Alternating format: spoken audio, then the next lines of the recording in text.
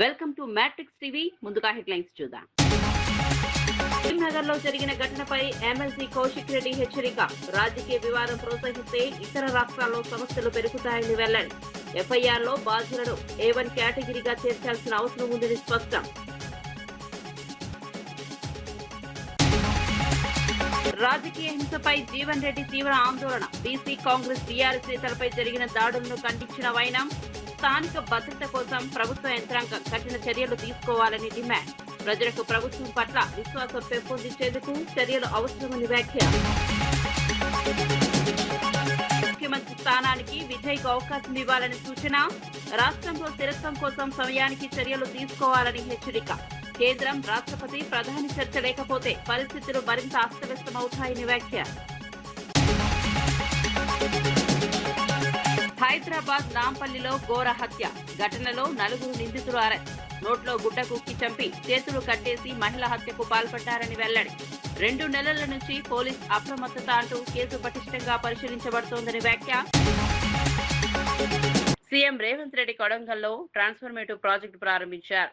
శ్రీ వెంకటేశ్వర స్వామి ఆలయం పునర్నిర్మాణానికి భూమి పూజ నిర్వహించారు. ప్రాజెక్టు ద్వారా ప్రాంతంలోని విద్యార్థులు, సాధారణ ప్రజలు లాభపడతారు. లక్ష్యంగా 300 అడుగుల రోడ్డు కాజ్గి నుండి షాంబాదాబాద్ వరకు నిర్మాణం చేపట్టారు. లక్ష్యం కొడంగల్ను సమగ్ర విద్యా హబ్ గా మారుస్తూ రాష్ట్రంలో ప్రతిష్టాత్మక స్థానంలో నిలిపివేయడం. సీఎం వాణిలో రాజకీయాలు 2034 వరకు పక్కన పెట్టి ప్రజల సంక్షేమం కోసం పనిచేయమని ఆకాంక్షించారు. ప్రాంతీయ వనరుల సద్వినియోగం, సామాజిక విద్యా అభివృద్ధిని కలిపి మోడల్ కాన్స్టిట్యూషన్ గా మార్చే ప్రణాళికను వివరించారు. కొడంగల్లో రాబోయే కార్యాచరణలు ప్రజల జీవిత ప్రమాణాలను మెరుగుపరుస్తాయని, భవిష్యత్తులో మరింత సమృద్ధి సాధించేందుకు ఇది కీలకమని తెలిపారు.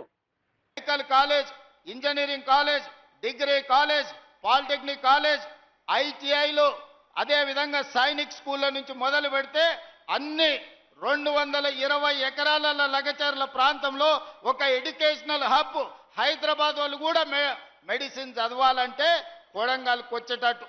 ఆనాడు రాష్ట్రం నలుదిక్కులో మనం పోయేటోళ్ళం చదువుకోవాలంటే, ఈనాడు రాష్ట్రం నలుమూలల నుంచి మంచి చదవాలంటే కొడంగల్కు పోవాల్సిందనే విధంగా ఈ రోజు విద్యాశాఖను తీర్చిదిద్ది ఈ రోజు కేజీ నుంచి పీజీ వరకు, పాలిటెక్నిక్, ఐటీఐ నుంచి ఇంజనీరింగ్ కాలేజ్ వరకు, నర్సింగ్ కాలేజ్ నుంచి మెడికల్ కాలేజ్ వరకు ఈ రోజు కొడంగల్కు మనం తెచ్చుకున్నాం.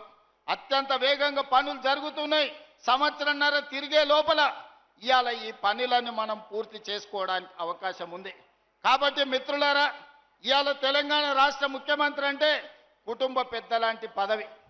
చిన్న వయసులోనే పెద్ద బాధ్యత నా భుజాల మీద పెట్టింది ప్రజలు, అదేవిధంగా మా నాయకులందరూ కలిసి. కాబట్టి ఆడ కూర్చున్న వాళ్ళని కానీ చాలా మందిని పేరున ఊర్లో 30-40 మందిని పేర్లతో పిలిచేటంత పరిచయాలు నాకు ఉన్నాయి. ఎప్పుడు మిమ్మల్ని కలవాలని, మీ మధ్యలో ఉండాలని ఎప్పటికప్పుడు నాకు ఆలోచన ఉంటుంది, కోరిక ఉంటుంది. కానీ రాష్ట్ర స్థాయి సమస్యల్ని పరిష్కరించి రాష్ట్రం నలుమూలలో తిరిగే ప్రయత్నంలో కొంత సమయం కొడంగల్కు వచ్చే దాంట్లో కొంచెం వెనక ముందు అవుతుంది. మీరే కథానాయకులై గ్రామాన రాజకీయాలు పక్కన పెట్టుండ్రి. ఎన్నికలు వస్తుంటాయి, పోతుంటాయి. 75 ఏళ్ల నుంచి ఎన్నోసార్లు పోటీ చేసినాం. ఎన్నోసార్లు గుడన్న గెలిచింది, లేకపోతే గడన్న గెలిచింది. ఎవరు గెలిచినా అధికారంలో మనం లేకపోవడం వల్ల, కొడంగల్కు పెద్ద కుర్చీ లేకపోవడం వల్ల మనకు నీళ్లు తెచ్చుకోలేకపోయినాం, నిధులు తెచ్చుకోలేకపోయినాం, బడి తెచ్చుకోలేకపోయినాం, గుడి కట్టుకోలేకపోయినాం. మరి ఇవాళ మీ ఆశీర్వాదంతో పెద్ద కుర్చీ కొడంగల్కు కదిలొచ్చింది. మరి ఈ 10 ఏళ్ళు మీరందరు కలిసికట్టుగా ఉండాల్సిన అవసరం ఉంది. మళ్ళా 100 ఏళ్ళు రాజకీయం చేసుకుందాం. 2034 వరకు మన కొడంగల్ నియోజకవర్గంలో రాజకీయాలు, గుంపులు, గ్రూపులు పక్కన పెట్టండి. మనం కలిసి కట్టుగా పని చేసుకుంటేనే రాష్ట్రానికి, దేశానికి ఆదర్శంగా కొడంగల్ని మనం తీర్చిదిద్దుకున్న వాళ్ళం అవుతాం. ఇవాళ దేశంలో ఒక నియోజకవర్గం ఎట్లా అభివృద్ధి జరగాలి అని అంటే కొడంగల్ పోయి చూసి రావాలి అని అనుకునేటట్టు ఉండాలి. గానే మా కిషన్ నాయక్ ఉన్నాడు, సార్ మా ఊరికి కరెంటు లేదు, సబ్ స్టేషన్ ఇస్తే నీకు మంచిగా ఏంది యాటను కోసి దావత్ ఇస్తాను. మరి ఆ ఒక సబ్ స్టేషన్ కోసం ఎక్కడెక్కడనో తిరిగి కన్నోళ్ళ కాళ్ళు పట్టుకొని ఆ తెచ్చిన. ఇవాళ ఒక్కటి కాదు 100 కావాలంటే మనం సంతకం పెట్టుకుంటే అయితే ఒక్క సబ్ స్టేషన్ కోసం ఆయల్ల కన్నమ్మ కష్టాలు పడాల్సి వచ్చిందారే మా కిషన్ నాయక్ అడిగే మరి ఎట్లనైనా చేయాలి కదా ఆ తండాలకు అని. మరి ఆయల్ల సబ్ స్టేషన్ తెచ్చుకున్నాం. ఒక్కటి తెచ్చుకుంటే పెద్ద విజయం అన్నట్టు అనిపించింది. ఇవాళ 400 kV సబ్ స్టేషన్నే పరిగికి తెచ్చుకున్నాం. ఇవాళ పెద్ద ఇండస్ట్రియల్ పార్క్ 2000-3000 ఎకరాలల్లా పెద్ద పెద్ద పరిశ్రమలు దేనికే ఇవాళ మనము లగచర్ల దగ్గర మనం పెద్ద పరిశ్రమలే కట్టుకుంటున్నాం. డైరెక్ట్ కోస్గి నుంచి ఇంటర్నేషనల్ ఎయిర్పోర్ట్ వరకు 300 ఫీట్ల రోడ్డు ముంబై పూనా ఎట్లుంటుందో అంత గొప్ప రోడ్డు ఇవాళ మనం తెచ్చుకుంటున్నాము. ఇవాళ కొడంగల్ చౌరస్తా ఆ ఎల్ల ఎట్లుండే ఇవాళ ఎట్లా తయారవుతుంది. ఆ ఎల్ల ఈ గుడికాడికి వస్తే ఎన్ని సందులు, ఎన్ని గొంతులు, ఎన్ని గుంతలు ఎట్లుండేనో మీరందరూ చూసారు. ఇవాళ మనం కట్టుకోబోతున్న గుడి నమూనా ఆ పక్కన కనిపిస్తుంది. అందుకే మిత్రులారా, ప్రతి ఊర్లో చిన్న చిన్న సమస్యలు ఉంటాయి, భిన్నమైన అభిప్రాయాలు ఉంటాయి, అక్కడక్కడ భేదాభిప్రాయాలు కూడా ఉంటాయి. కానీ నా సూచన ఒక్కటే, రాజకీయాలకు అతీతంగా మనం వ్యవహరించాలి. మనందరం కలిసికట్టుగా ఉండాలి. మీరందరూ కలిసికట్టుగా ఉంటే ఎన్ని వందల కోట్లైనా ఇవాళ మన దగ్గరికి తెచ్చుకునే పరిస్థితి మన చేతిలో ఉంది. తెలంగాణలో ప్రభుత్వ నివాస కార్యాచరణ క్రమంగా వేగవంతమవుతోంది. ఆగస్టు 15 నాటికి 2.5 లక్షల గృహప్రవేశాలు పూర్తి చేయాలని ముఖ్యమంత్రి చంద్రబాబు నాయుడు అధికారులను ఆదేశించారు. డిసెంబర్లో మరో 2.4 లక్షల ఇళ్లు అందుబాటులో ఉండేలా ఏర్పాట్లు చేస్తున్నారు. గ్రామీణ ప్రాంతాల్లో 3 సెంట్లు, పట్టణ ప్రాంతాల్లో 2 సెంట్ల క్రమంలో గృహాలు ఇవ్వాలని అధికారులు సూచించారు. విజయవాడలో 60,000 నివాసిత స్థలాలను క్రమబద్ధీకరించడం, వేరే ప్రాంతాల్లో నివాసాల సమీకరణ చేయడం ముఖ్యమైన లక్ష్యం. ప్రభుత్వ కార్యాచరణలో స్థానిక పాలక అధికారులు, కలెక్టర్లు సమన్వయం చేస్తూ ప్రజలకు సరైన సేవలు అందించాలి. నివాసితుల భవిష్యత్తు, కుటుంబ స్థిరత్వం, జీవన ప్రమాణాలను మెరుగుపరచడమే ఈ కార్యాచరణ ప్రధాన లక్ష్యమని తెలిపారు. 2 సెంట్లు బదులు 3 సెంట్లు కావాలంటే వాళ్ళు మోడిఫికేషన్ చేసి ఎగ్జిస్టింగ్ లేఅవుట్ లో అది కూడా ఇవ్వండి. ఈ 2 ఎక్సర్సైజ్లు అయిన తర్వాత బ్యాలెన్స్ బెనిఫిషరీస్, బ్యాలెన్స్ ఎవరైతే ఉన్నారో రిమైనింగ్ బెనిఫిషరీస్, కొంతమందికి అక్కడ ఉండడానికి కూడా విల్లింగ్ లేదు, కొంతమంది కొత్త వాళ్ళు ఉన్నారు. వీళ్ళని ఒకసారి ఎస్టిమేట్ చేయండి. ఎస్టిమేట్ చేసి ఇప్పటికీ ఏదైతే ఉందో ల్యాండ్ ఎక్కడెక్కడ మీకు పాసిబిలిటీ ఉందో డిస్ప్యూట్ లేకుండా ఇమ్మీడియట్ అక్విజిషన్ చేసి హౌస్ సైట్స్ ఇచ్చేసి ఈ హౌస్ సైట్స్ కూడా ఇండ్లు కట్టాలి. టోటల్ 10 లక్షల ఇండ్లు కట్టాలి. మీకు వచ్చేది 2 లక్షల ఇంటి జాగాలు ఇవ్వాలి. ఇవన్నీ కూడా ఉండేటన్ని అడ్జస్ట్ చేసిన తర్వాత ఎలిజిబుల్ అటు ఇటు 10,000 20,000 ఉన్నా మీరు కన్సిడరేషన్ తీసుకుంటారు. స్టాచ్యురేషన్ మోడ్కి వెళ్తున్నాం, 100% ఇస్తున్నాం. 2 రెగ్యులరైజేషన్, ఎక్కడెక్కడ మీరు మరీ తీవ్రంగా ఉండేది తప్ప 100% ఇవన్నీ కూడా రెగ్యులరైజ్ చేయాల్సిన అవసరం ఉంది. నేను నిన్న మొన్న కూడా రివ్యూ చేశాం. సిసిఎల్ఏ అండ్ చీఫ్ సెక్రటరీ గారికి చెప్తున్నా, 60,000 మందికి పట్టాలు ఒక్క విజయవాడలో ఇచ్చే అవకాశాలున్నాయి. ఇదే మరిగా విశాఖపట్నంలో ఒక 20-30-40 వేలకు అక్కడ కూడా ఇచ్చే అవకాశం ఉంది. ఒక 10,000-15,000 ఇలాంటి చాలా గ్రామాలు, ఈవెన్ గుంటూరు 22 ఏకర్ చాలా ల్యాండ్స్ ఉన్నాయి. ఇవన్నీ కూడా మీరు తీసుకొని నాకు అవన్నీ కూడా క్లియర్ చేసి 100% రెగ్యులరైజ్ చేయడం మన బాధ్యత. ఏదైనా అవసరమైతే మొన్న మనం చేశాం, కొన్ని కేబినెట్ తీసుకొచ్చాం నెల్లూరులో. Same model you bring it, will accept it, will allot immediately. Collectors కూడా చొరవ తీసుకొని మీ జిల్లాలో లిటిగేషన్ ఫ్రీ కావాలంటే మీరు ఇవన్నీ చేయాలి. లేదు వాళ్ళు మీ ఆఫీస్ తెప్పించుకోవాలంటే శాశ్వతం తిరుగుతూనే ఉంటారు. లిటిగేషన్ లేకపోతే ఇన్ని పిటిషన్ రావు మనకు. కాబట్టి ఇది క్లారిటీ మళ్లీ చెప్తున్నా. 1 ఈజ్ 4,88,000 ఆన్ గోయింగ్ హౌసింగ్, 2.5 లక్షలు ఆగస్ట్ 15th. 2 మిగిలిన 2,33,000 38,000 వస్తుంది. 4,88,000 అంటే అది బై డిసెంబర్. రిమైనింగ్ 10 లక్షల ఇండ్లు 2 years. 2 years అంటే ఇప్పటి నుంచి నెక్స్ట్ ఇయర్ 2028 డిసెంబర్ మీరు ప్లాన్ చేసుకోండి. దీనికి కావాల్సిన హౌస్ సైట్స్. మంగళవారం కరీంనగర్ లో జరిగిన ఘటనలో బండి సంజయ్ ప్రవర్తనకు ఎమ్మెల్సీ పాడి కౌశిక్ రెడ్డి తీవ్రంగా స్పందించారు.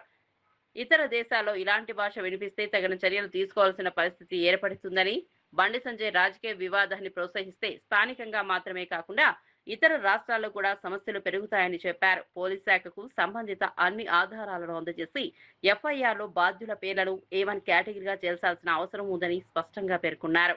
ఈ ఘటన ప్రజాస్వామ్యానికి, రాష్ట్రంలో శాంతి భద్రతకు సవాల్ వేస్తోందని ఎమ్మెల్సీ అన్నారు. రాజకీయ నాయకుల మీద, వారి ఇండ్ల మీద, వారి ఆఫీసుల మీద దాడులు, కేసులు పెట్టడం.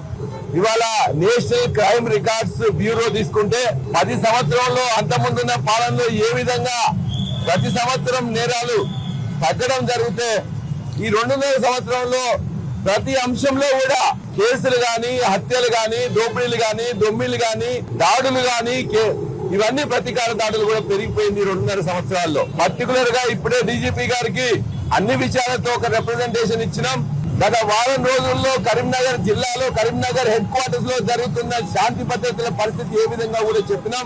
అదే విధంగా పోలీసుల యొక్క నిర్లిప్తత, చేతగానితనం ఒకవైపు, రెండో వైపు అక్కడున్న కేంద్ర హోంశాఖ సహాయ మంత్రిగా ఉన్న బండి సంజయ్ గారే స్వయంగా అనాగరికంగా ప్రవర్తిస్తా ఉన్నారు. ఒకవైపున మాట్లాడడం, రెండో వైపు మాట్లాడిన తర్వాత ఇతరులు మాట్లాడితే తన యొక్క కార్యకర్తలతో, గుండాలతో ఇవాళ గంగుల కమలాకర్ గారి ఆఫీస్ మీద దాడి, పాడి కౌశిక్ రెడ్డి ఆఫీస్ మీద దాడి, కౌశిక్ రెడ్డి గారిని ఇవాళ ఎలిమినేట్ చేయాలి, చంపాలనే ఉద్దేశంతో వాళ్ళందరూ అక్కడికి వచ్చి పెట్రోల్ బాంబులతో, పెట్రోల్తో, మ్యాచ్ బాక్సులతో వచ్చి దీని ప్రయత్నం చేయడం.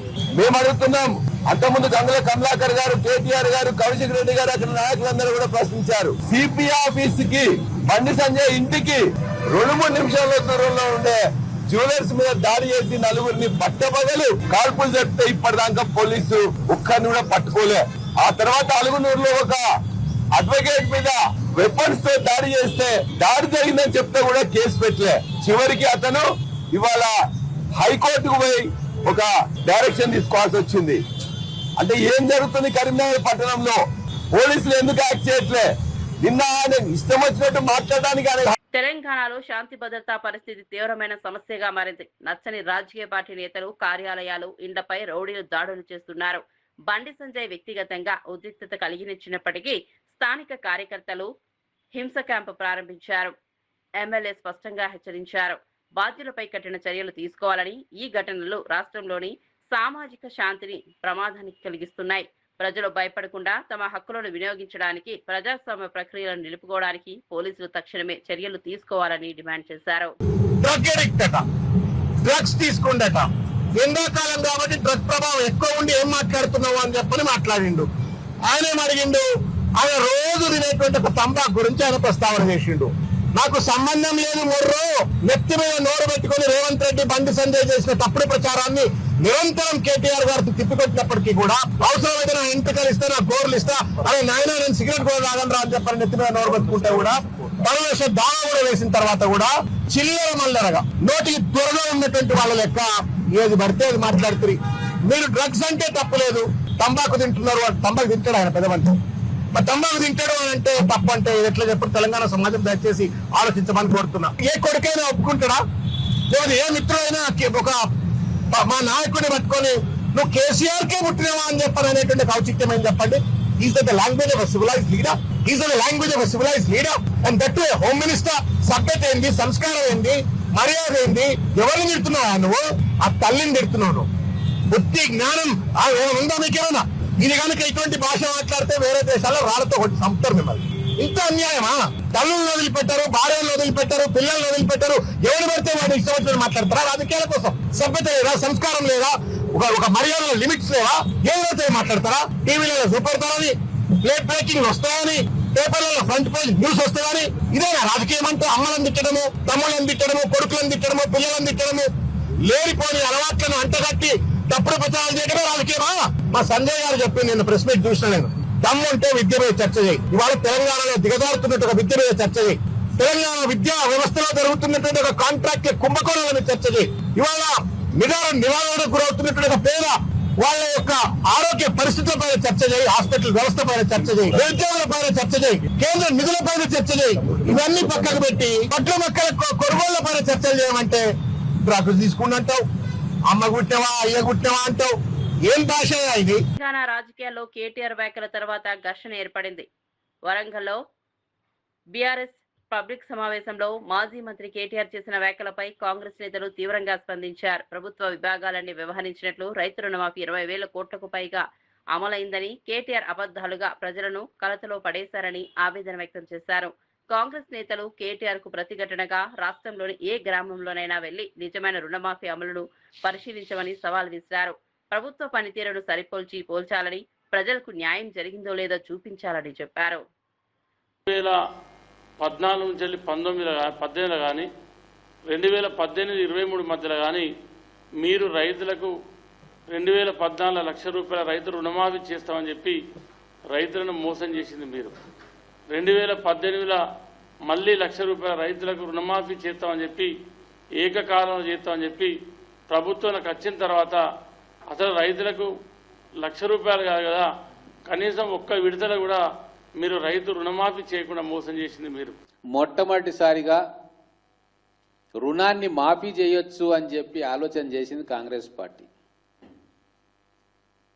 రాజశేఖర రెడ్డి గారు రుణమాఫీ చేయడము, ఉచిత విద్యుత్ కూడా రైతులకు ఇవ్వాలి అని చెప్పి ఒక నిర్ణయం తీసుకోవడం చరిత్ర. మేము మీకు అక్షరాలు నేర్పిస్తే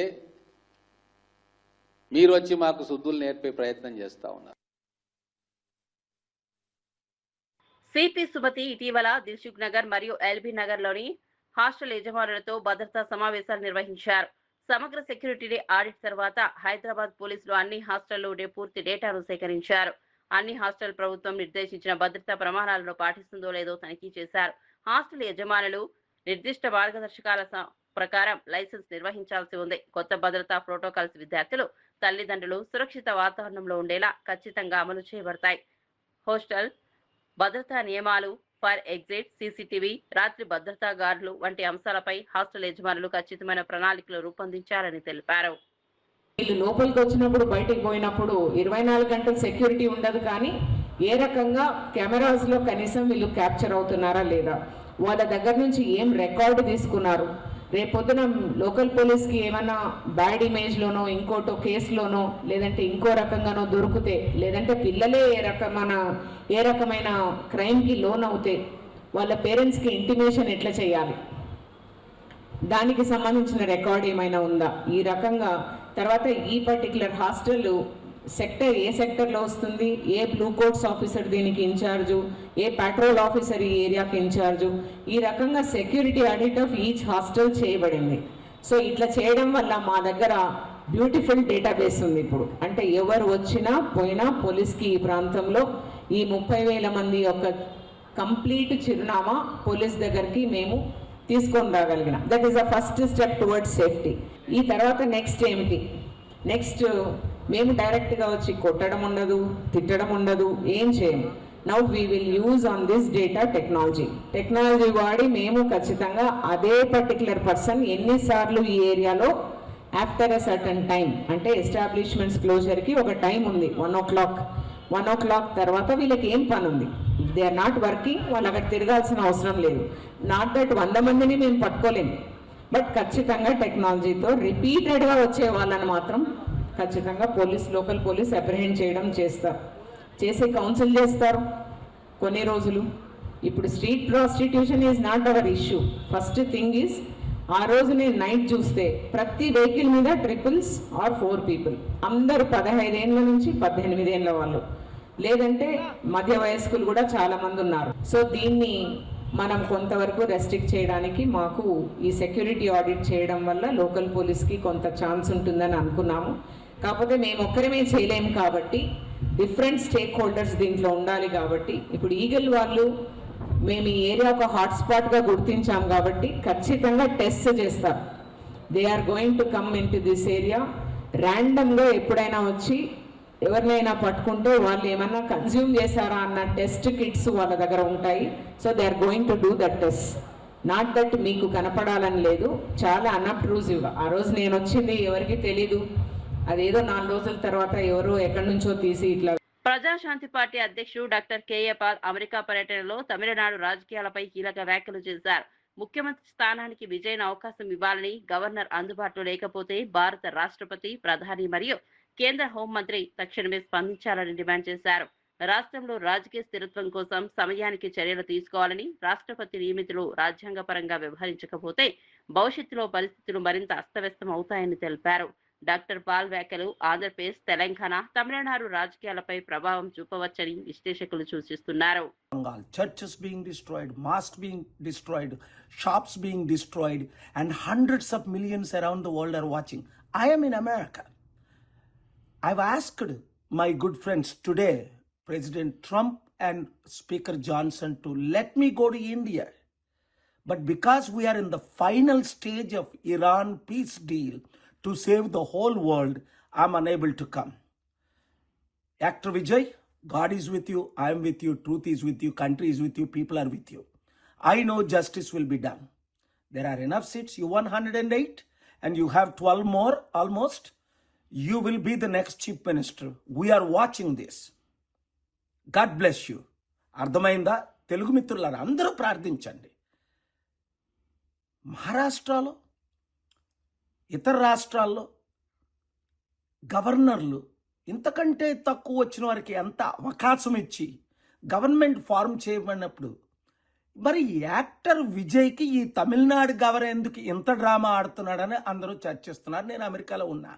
ఆంధ్రప్రదేశ్ ఆరోగ్య శాఖ మంత్రి సత్యకుమార్ యాదవ్ తిరుపతి తాతయ్యగుంట గంగమ్మకు దర్శనమిచ్చారు. జాతర ఉత్సవాల్లో భాగంగా అమ్మవారికి సారె సమర్పించి రాష్ట్ర ప్రజల సంక్షేమం కోసం ప్రత్యేక పూజలు నిర్వహించారు. ఈ కార్యక్రమంలో స్థానిక భక్తులు, ప్రజలు పెద్ద ఎత్తున పాల్గొన్నారు.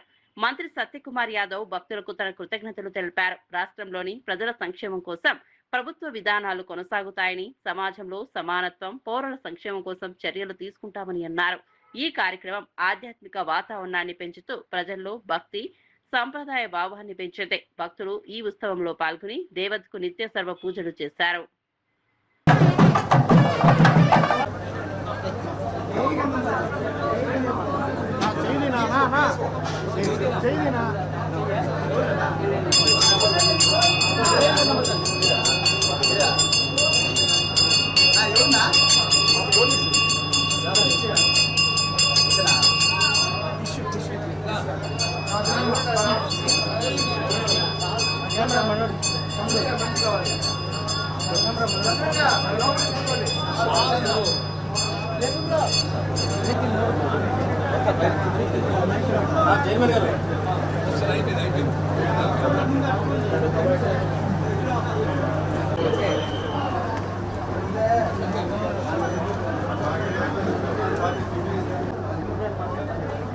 హైదరాబాద్ రిటైర్డ్ ఐపీఎస్ భార్య తనూజా రంజాన్ హత్య కేసు సంబంధిత వివరాలు సిపి సజ్జనార్ వెల్లడించారు. చేతులు కట్టేసి నోట్లో గుడ్డ కుక్కి చంపడం అనే ఘోర ఘటన నేపాల్ పని మనుషుల చేత జరిగినట్లు తెలిపారు. గత సంవత్సరం ఇంట్లో చేరిన వారు స్థానిక మహిళల సహకారంతో హత్యను అమలు చేశారు. సిపి సజ్జనార్ 2 నెలల నుంచి ప్రజలను అప్రమత్తం చేయగా ఈ ఘటన ఇంకా కొనసాగుతున్నట్లు తెలిపారు. ప్రజలు జాగ్రత్తగా ఉండాలని, అనుమానాస్పద వ్యక్తులపై సలహాలు ఇవ్వాలని సూచించారు. పోలీస్ శాఖలు సమస్యలు పటిష్టంగా అనుసరించి భవిష్యత్తులో ఇలాంటి సంఘటనలు జరగకుండా చర్యలు తీసుకోవాలని అన్నారు.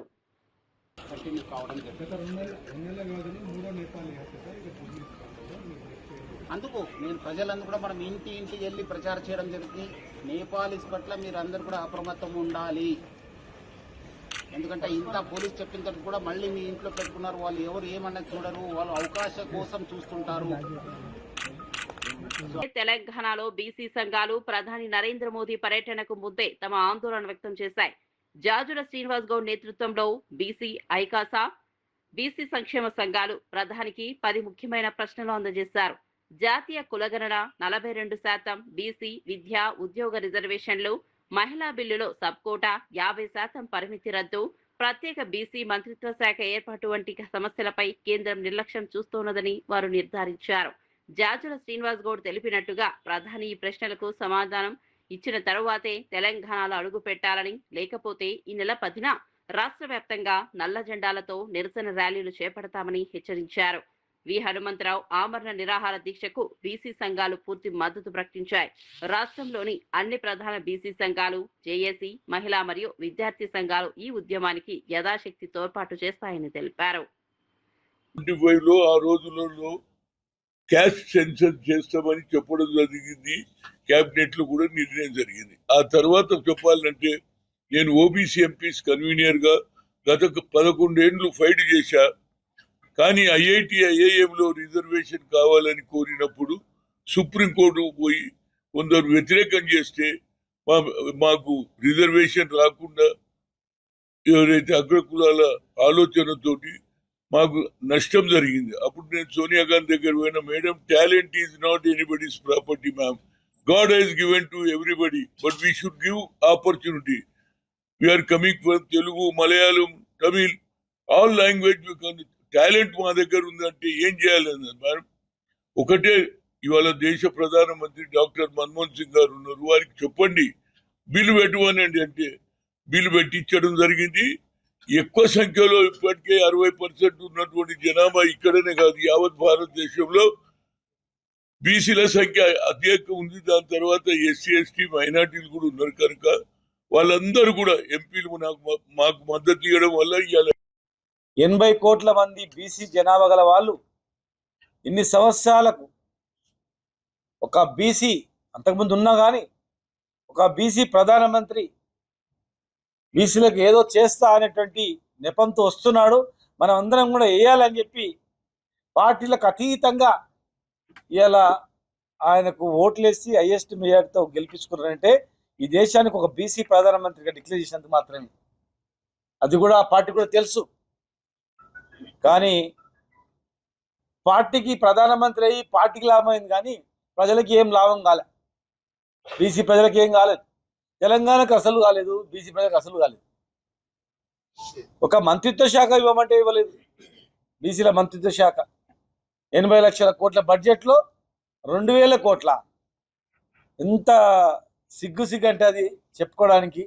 ఒక బీసీ ప్రధానమంత్రి చేతిలో ఉంది, ఎవరు ఆబ్జెక్షన్ చెప్పరు. ఒక బడ్జెట్ కేటాయింపు లేదు, విద్యా ఉద్యోగాల అవకాశం లేదు, నామినేటెడ్ పోస్టుల అవకాశం లేదు. చివరకు ₹1 ఖర్చు కానటువంటిది ఒక కాలం 34 కాలం పెట్టి బీసీ కుటుంబాల సంఖ్య ఎంత అని పెడితే చాలంతే. ప్రకటించి పెట్టలేదంటే బీసీలను నట్టేట ముంచినట్లే, మోసం చేసినట్లే. ఏం చెప్పినా ఎవరు నమ్మరు.